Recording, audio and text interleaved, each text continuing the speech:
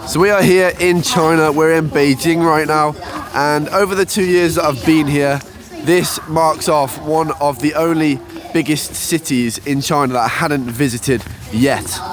And we're going to be coming to you with a sort of walk and talk here around Forbidden City in Beijing, about some of the differences between those cities, because whether you live here or whether you've been or never been to China, it might be interesting to hear our perspectives on how these cities are vastly different from each other.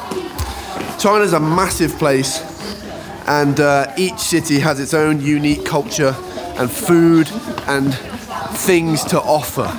Yeah, it's almost like, if you can imagine going to different countries in Europe, it's almost like different cities are kind of like a different country in Europe almost. Welcome back to the Barrett channel. If you've never been here before, we do a bunch of videos around China, from factories to talking about society to taking you to the coolest and most beautiful places in China. It's all here on the Barrett channel. As well as opinions. So right now we're in Beijing in the Forbidden City. This was the cultural centre for a long time, 500 years, cultural and political centre. And we're having a walk around and a chat. So we both live in Shenzhen. That is the only city I have lived in. You've lived in? I've lived in Shanghai, I've lived in Guangzhou and Shenzhen. And like you said, all of these cities have a lot to offer. So Shenzhen is a very unique place in itself, and why is that?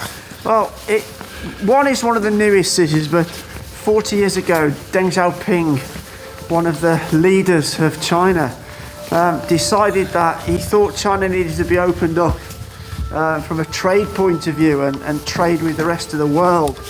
And there's a famous bit where he planted a tree in Shenzhen, but from that point on, Shenzhen was treated as was made into a free kind of enterprise zone, and you ought to. The rest is history. Yeah, you ought to. If you don't know about Shenzhen, obviously you who live in China will be very aware of it, but those of you who have never seen Shenzhen, type in on Google or on a search engine what Shenzhen was like 40 years ago and what Shenzhen is like now. Because there's never in the history of the world been a faster developed city than Shenzhen, and arguably it is now the most futuristic city in the world. Oh, absolutely. I mean, it's the headquarters of some of the biggest tech companies in China, and arguably some of the biggest tech companies in the world now. And so they sort of try out a lot of their technology in the city. Once they've mastered it, perfected it, ironed out the tweaks, they roll it out to other cities. Interestingly, if you talk to most or a majority of Westerners and ask them about cities in China, the majority of them have not heard of Shenzhen. No. They'll tell you Hong Kong, they'll tell you Beijing, and they'll tell you Shanghai. And pretty much that's it, really. That's it. But there's so many more. Yeah, I personally had never heard of Shenzhen before I came here, and you'd already lived here for like 2 years at that point.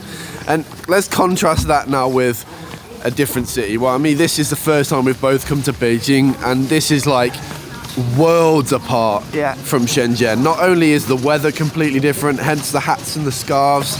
Shenzhen's on the south coast, so it's about a 20-degree difference right now. But this is like the cultural and political centre. This has been the capital of China for however long, a long time. I'm not quite sure since when. I think originally it was Xi'an, wasn't it? Well, it's been different all over in different dynasties. Let us know down in the comments how long Beijing has been the capital of China. Beijing, totally different. I mean, we were just walking around today. Just the feel and the vibe of the city is completely different. The architecture, the people, the accent, the food, the weather, it's all completely foreign to Shenzhen. I think the biggest thing I noticed first arriving here is the architecture, because you know, so many cities you go to like Shanghai, Shenzhen, Chongqing, you've got massive skyscrapers.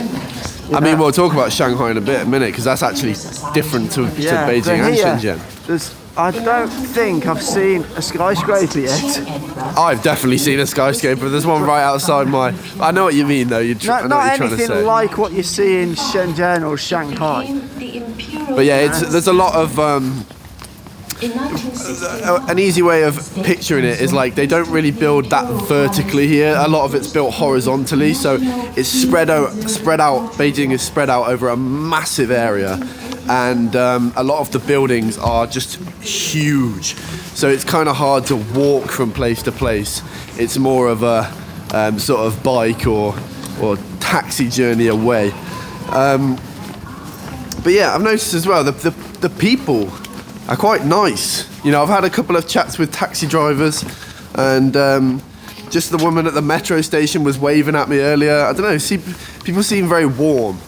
Also, people here are much more fashionable and arty than I pick up in Shenzhen. I mean, it's not to say people in Shenzhen are not fashionable, but you see much more sort of fashion that's a bit more out there here. Definitely. You know, not sort of conforming to the norm of fashion. And actually that kind of goes hand in hand with what we've talked about before, where it's like more recently it's changing. However, you know, when China started to open up to the Western world, it was mainly students from Beijing, from Shanghai, which were the ones being sent abroad to study and bring back, you know, sort of Western fashion and culture and things like that. So typically a lot of the sort of societal change seems to start in Beijing, Shanghai, and then it ripples out from there. Yeah, I mean, I feel from a city that's most internationally Shanghai. I feel Shanghai is a very, very international city indeed. You know what? You say that, and I've always thought that, and I kind of have agreed until yesterday. Like, I've seen way more, I don't know if it's just a coincidence, but I've seen way more foreigners here in Beijing than I ever have in Shanghai, and we've been there about 6 times. Okay, that's interesting. So, I don't know, maybe we can search that up later, which city is more international. But I guess Shanghai has been for many, many years, because it used to be occupied by Europeans, right? Yeah, and then you've got like somewhere like Macau, which is... For people who, I don't know, maybe I was just ignorant before I came here, but before I came, I had no idea how Macau was different. I just thought, oh, it's just a part of China, but Macau used to be Portuguese colony. Yeah, well, interestingly, it's part of the one country, two systems. Right. Macau is. So just to give you an example of that, gambling is not allowed on the Chinese mainland, but gambling is the main, probably, revenue earner of Macau. Yeah. It's kind of like the Las equivalent Vegas. of Vegas in the States, you know. It's casinos and hotels, and there's a lot of luxury lifestyle there. I've actually never been. You have, haven't you? Yeah, I went there last year, and it's just like that. It's absolutely immaculate. Everywhere is just wealth, and more wealth. And there's a casino on every corner. Yeah.